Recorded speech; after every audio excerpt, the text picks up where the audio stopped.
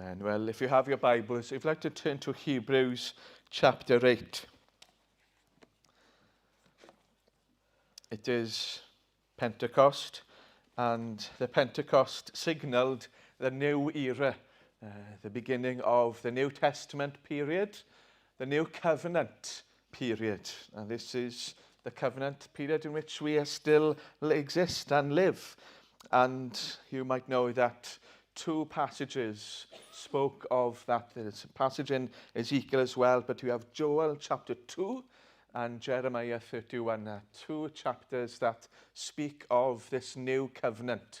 And in Hebrews 8, the author refers to this new covenant, that Jesus is the great high priest because he ushers in as a mediator and minister of this new and better covenant. And so as we are today, on the day of Pentecost, we're looking at this theme of Jesus as the great high priest.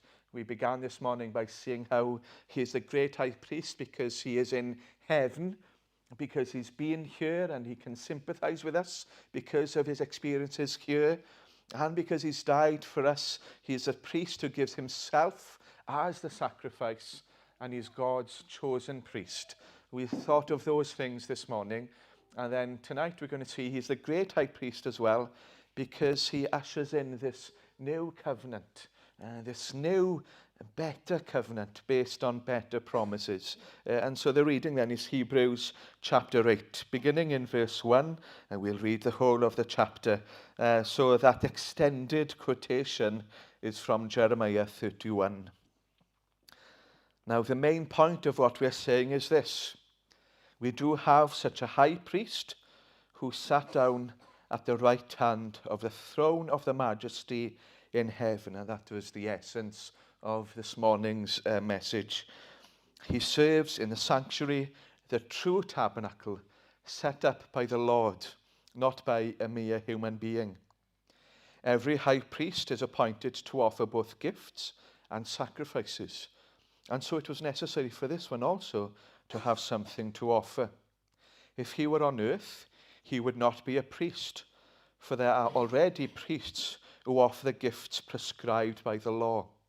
They serve at the sanctuary that is a copy and shadow of what is in heaven. This is why Moses was warned when he was about to build the tabernacle. See to it that you make everything according to the pattern shown you on the mountain.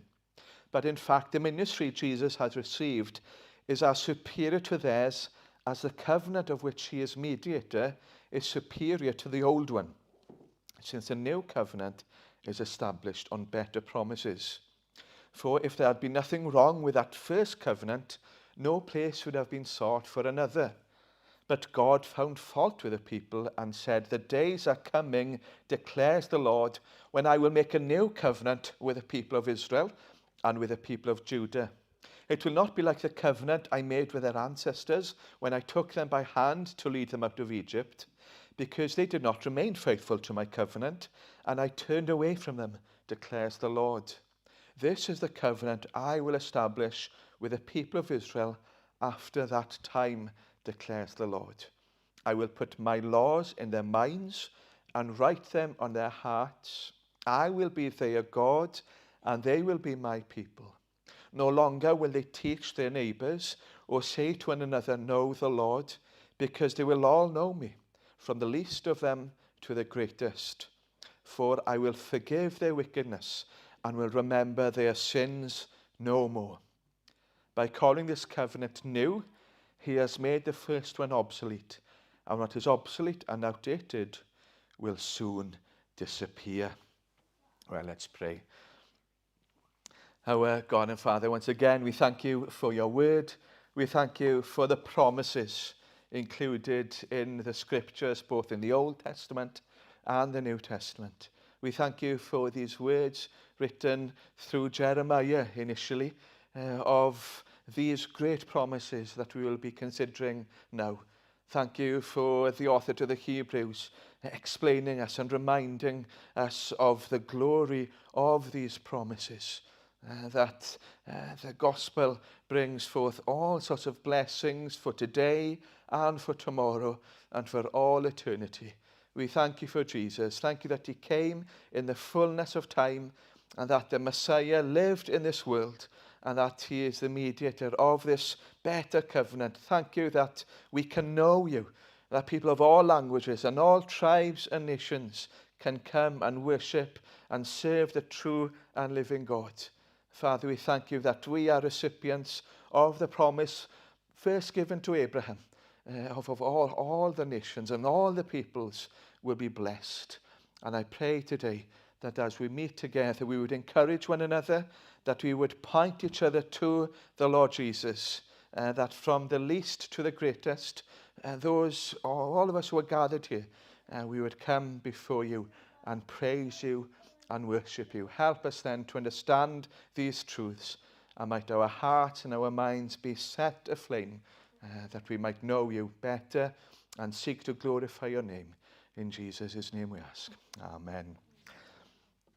Amen. Well, I want to look at these verses. As I said this morning, we considered the glory of Jesus as the great high priest, in that he has ascended to heaven. He has gone through the heavens. He is there at the right hand of the Majesty. He understands what we are going through. He can sympathize with all of our experiences.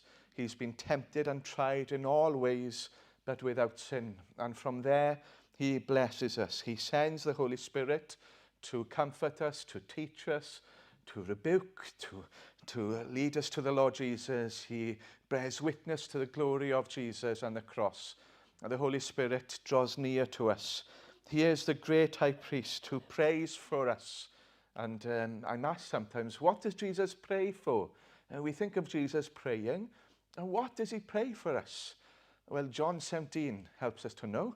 If you want to know what Jesus is praying for, read those words in John 17, that we would be protected from the evil one, that we would be kept, that we would be sanctified by the truth, that we would love one another, that we would be one, that the world would see.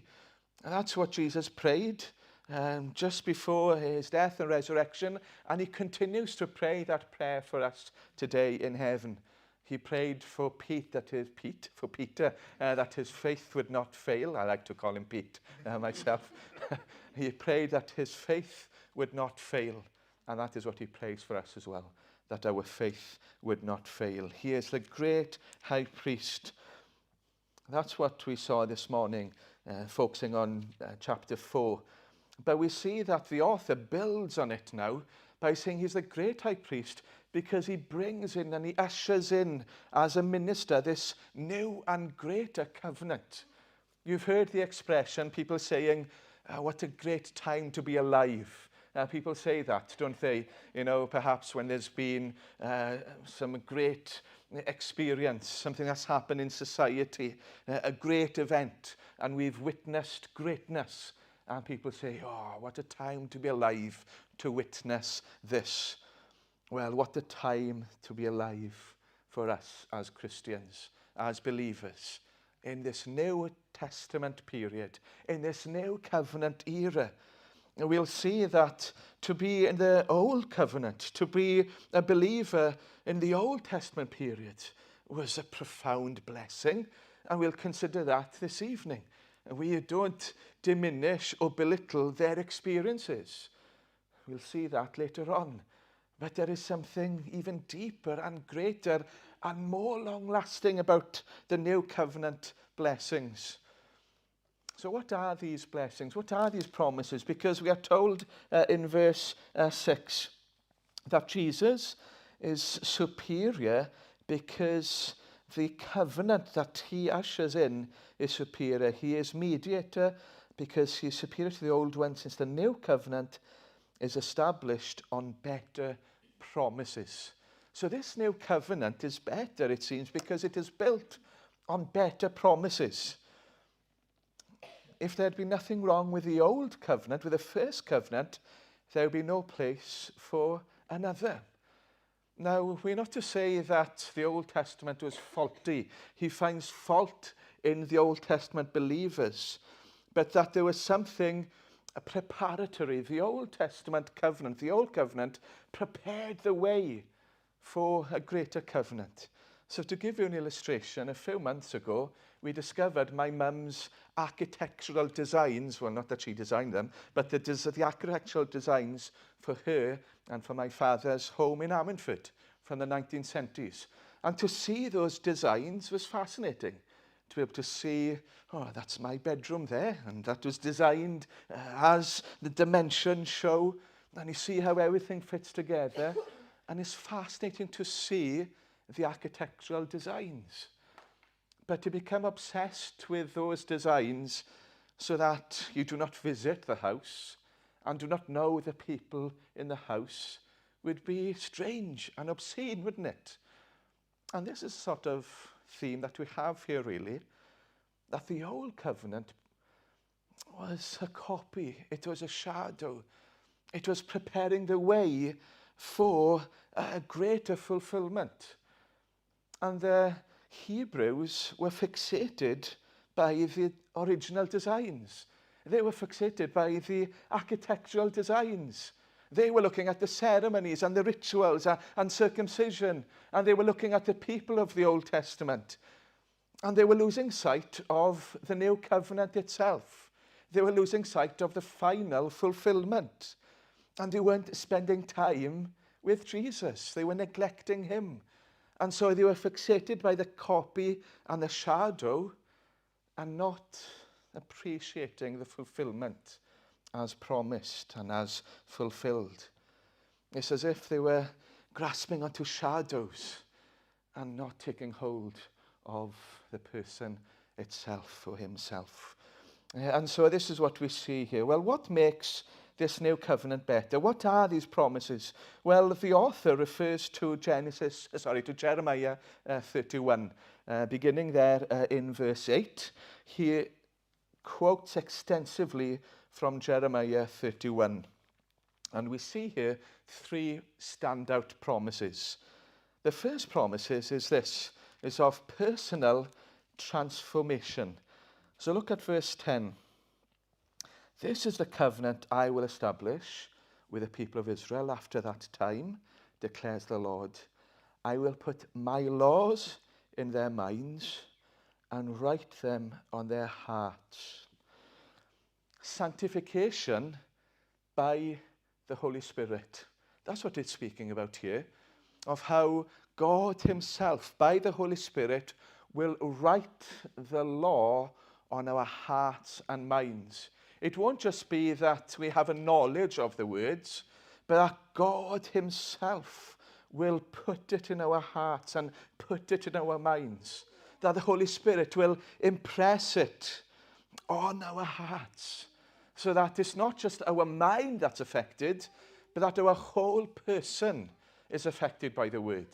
The mind, the heart, the soul, the will, the ambition, every part of our being is affected by the word.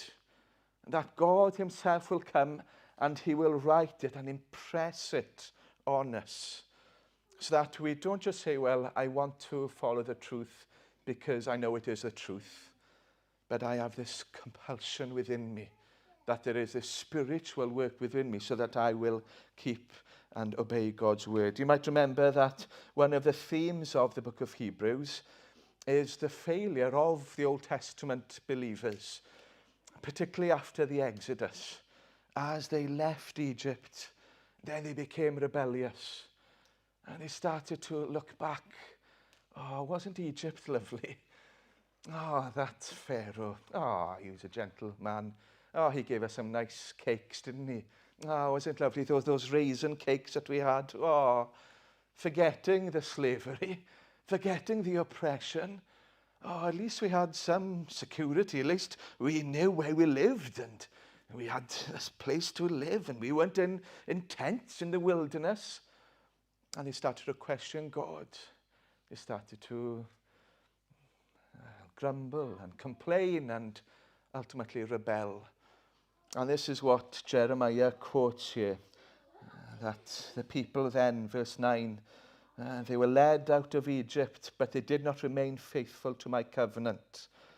They questioned God and they challenged him, and this manna and the quail, it's not good enough for us, and we want to know exactly what's going to happen tomorrow.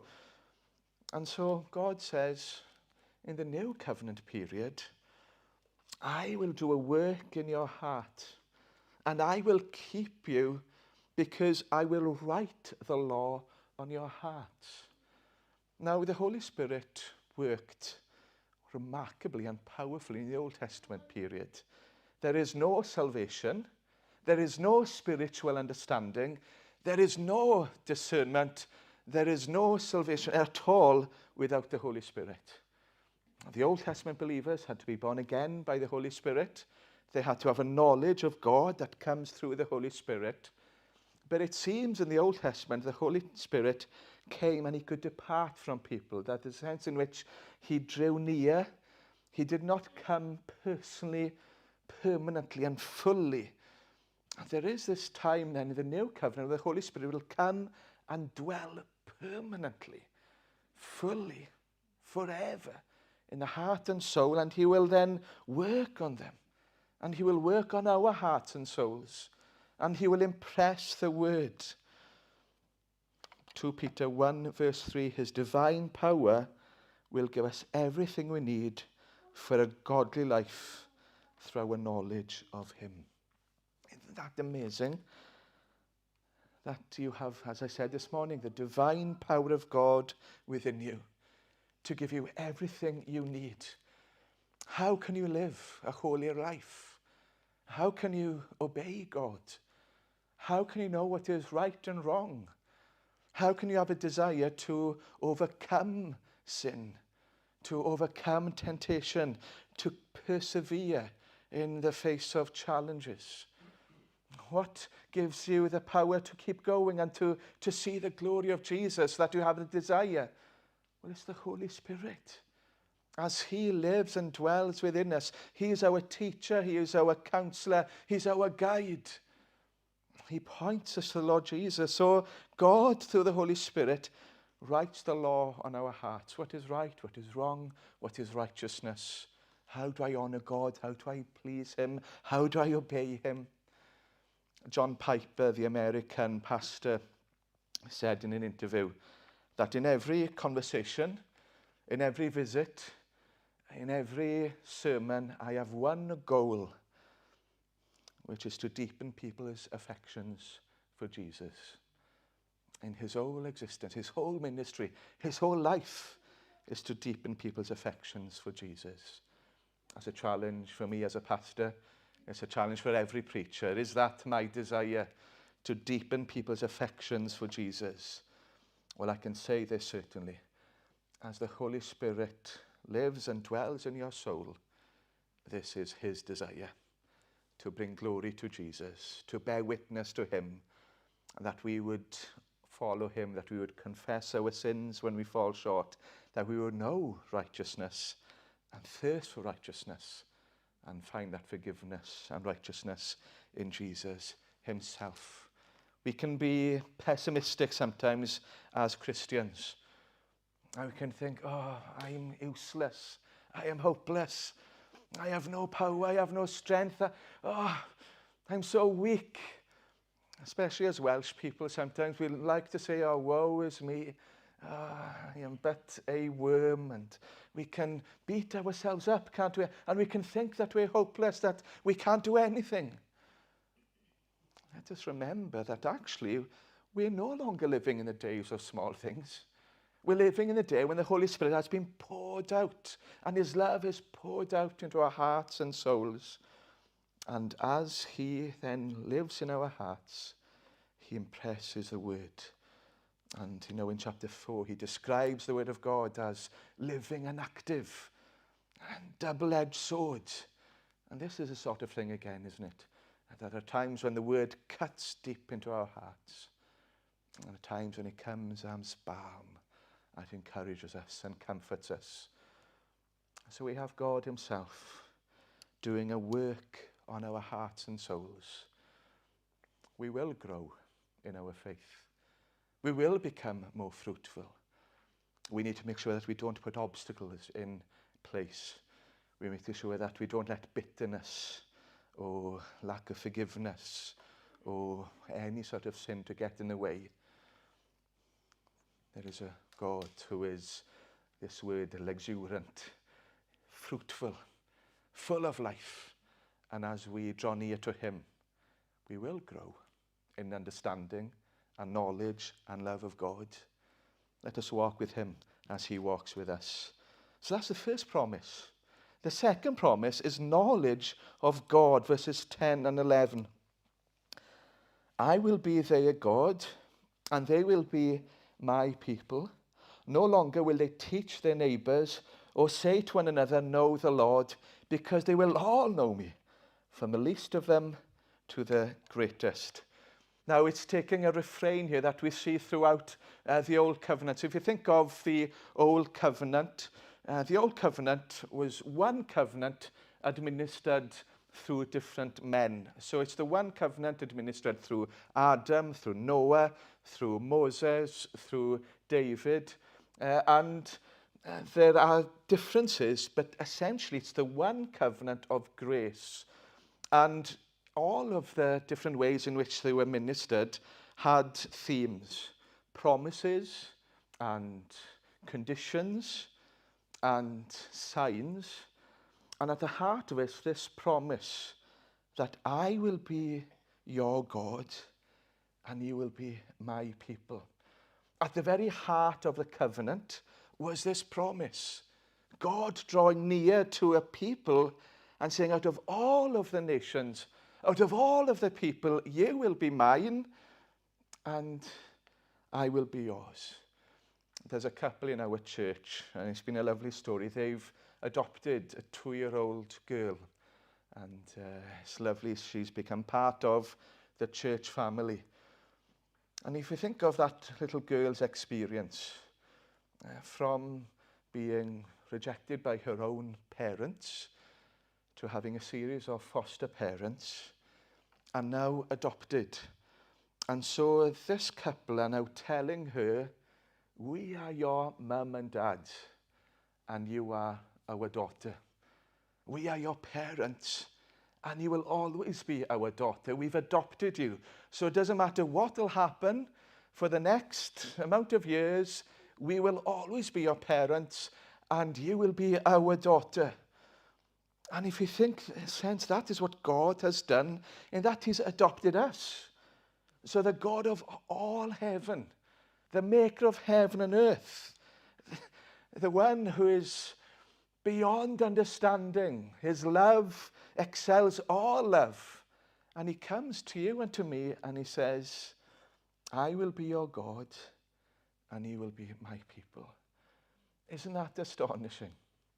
We had a professor of physics with us in church a few weeks ago, Emyr MacDonald, and he showed this video to try to give a sense of, well, he first of all looked at molecular science before looking at the physics, and I'd lost him just listening to those words and terms. Glyn, he knows what's going on.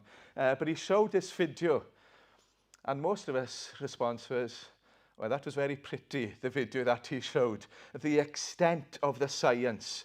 But those in the group who are scientists, they marveled at how he explained and showed the intricacies of molecular science. And then he said, this God, quoting Psalm 8, looks upon you and he is mindful of you. Think of the vastness of the universe. It's mind-boggling, isn't it? And more people study, the more they realize it is beyond our comprehension. Well, the God who made that, almost as an afterthought, he made the heavens, the moon and the stars. And he looks upon you and he says, I am your God and you are mine. And the amazing thing, of course, since the day of Pentecost especially, as we see in Joel 2 quoted in Peter's psalm there, and hinted at here as well, from the least to the greatest, the servants and the masters, the Jews and the Gentiles, people of all ages, young and old, sons and daughters, that people of all backgrounds now can know that experience of being children of God, of belonging to him. It won't just be the Israelites. It won't just be the people living in that parcel of land. But the gospel will go from Israel to the whole world, to all nations. And so you and I, here in Carmarthen, at the far end of the former Roman Empire, 2,000 years later, we're able to hear these words and know that they apply to us. And we're no longer dependent on earthly priests. God gives us teachers and pastors and elders, and we are grateful for them.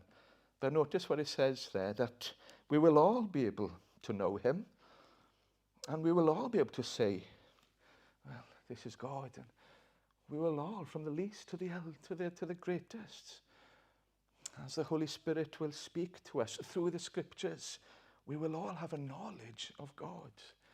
And that is remarkable, isn't it? Because it means that the youngest child in this service today, or the person who might have lost capacity to understand and grasp, the Lord can speak to them into their hearts and souls. And as you go and make the gospel known, and the people who might seem furthest away from God, you think there is no way that they will turn to God. Well, because we live in this day, because God has said that everyone who calls out in the name of the Lord will be saved, from the least to the greatest, we have confidence as we share the gospel. If you're a Christian today, these words apply to you. God is your God, and you are his. You belong to him, and nothing will separate you from his love. He has given us promise. He has given this oath, and the covenant, and the seal, the sign of that covenant is the blood of the Lord Jesus. He will keep you till the end. Be optimistic. He won't cut you off. And then we have a third promise.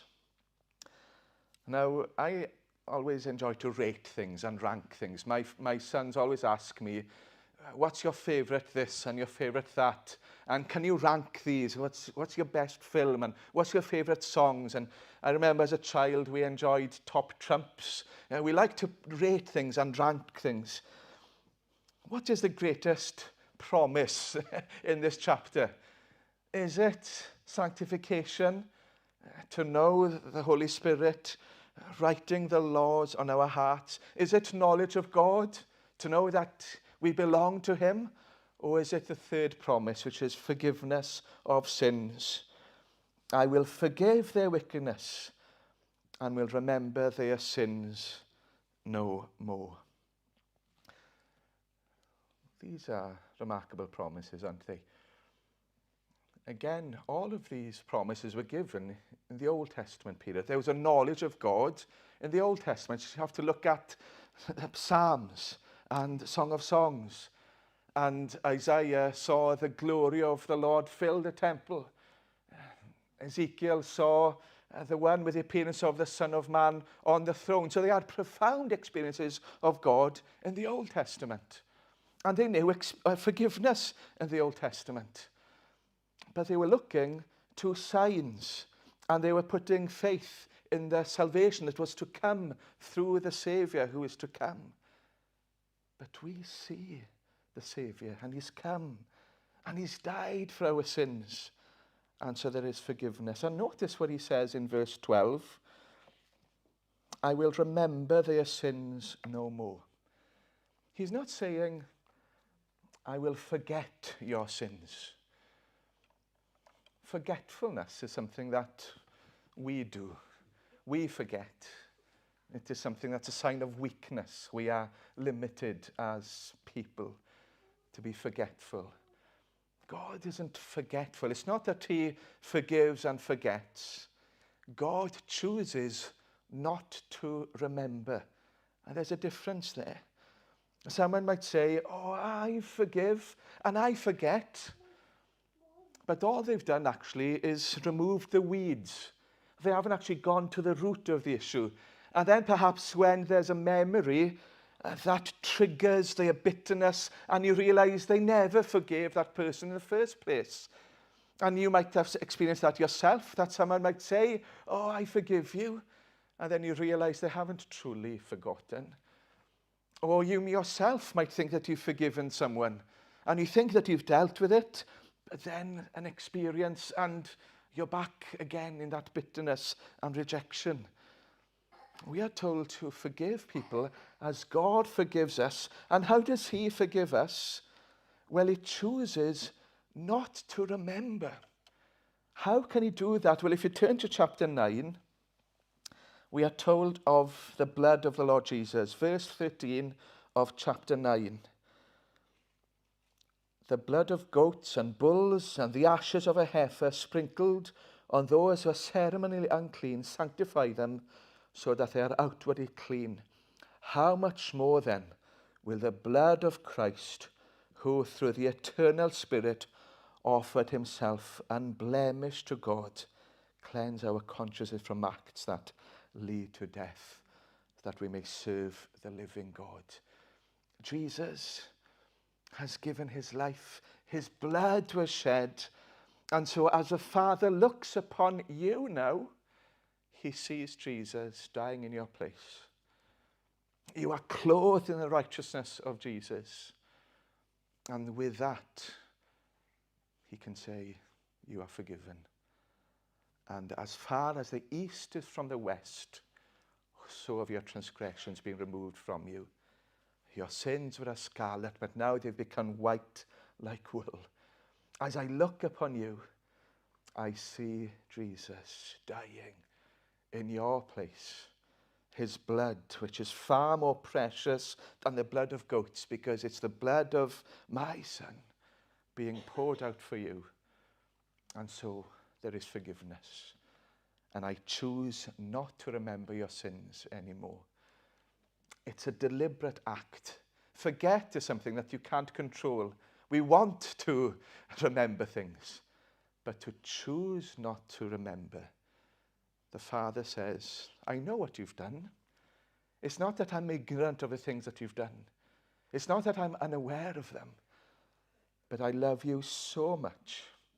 And I sent Jesus to die for you, so that I no longer see those sins. I consider you righteous and reckon you righteous in my sight. So as God the Father looks upon you now, he sees you standing in Jesus, forgiven and righteous, made holy and blameless through the blood of Jesus. And that is wonderful, because I know the things I've said and thought and done. And there are times when I feel regret, and there are times when I can't sleep, and there are times when I remember the words I've said, or things or places that I might have gone to, and why did I say or do or think that? And there are times when the devil will condemn us of those things. And there are times when the world might remind us of the things that we've done. God doesn't do that. God doesn't condemn. He doesn't crush. The devil is the accuser. The Father is a comforter who embraces us, who calls us back to himself. So I wonder if that is your experience, that you're aware of the things that you've done and thought. Perhaps there is someone in your family or someone in your work or a friend or a brother or a sister, and they feel crushed by the things that they've done. And they think, there's no way back to God. I've gone too far. That is it now. Remember that by looking to Jesus, the Father says, I will forgive your wickedness and will remember your sins no more. Absolute and full forgiveness. And so as the Lord Jesus comes in the fullness of time, he comes as a great high priest, and he experiences what we experience, and he goes through them so he can sympathize with us. He offers himself as the perfect sacrifice. He is raised from the dead. He is ascended to heaven. He is there now seated at the right hand of the Majesty. And from there, he sends the Holy Spirit on the day of Pentecost. And we are ushered into this new covenant era, where the Holy Spirit will come and live and dwell in people of all backgrounds and all nationalities and all ages. And the Holy Spirit shall not depart. He will be with us for all eternity. And these promises then apply to us. If you're a Christian today, you can know the Holy Spirit writing the laws of God in your heart, that you would ask for forgiveness and that you would seek to follow him. You can know that he is your God, and he will always be your God, and he will always be his, and forgiveness, and he will not remember your sins. Let us take that to heart, and let us live that out in our lives as well, to go and to tell others, you can be a child of God. You can know God. You can be forgiven, so that God himself will no longer remember your sins. It is good news for you and for me, and it's the best news that the world around us could hear. So let us go on this day. Remember, the Holy Spirit has been sent. He's been sent with power and authority. So we're not weak, we're not powerless, we're not helpless. We have God with us and within us.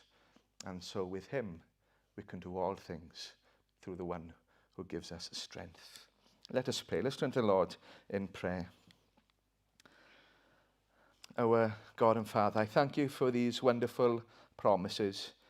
And I pray that every person here, from the least to the greatest, from the youngest to the oldest, whatever our background and situations, that we would all take hold of these promises, that the Holy Spirit lives within us, that he impresses the word in our hearts and minds, so that we desire to follow you and obey you, to say no to ungodliness. Father, we thank you for knowledge of God, that we can know that we belong to you, that we are part of your family.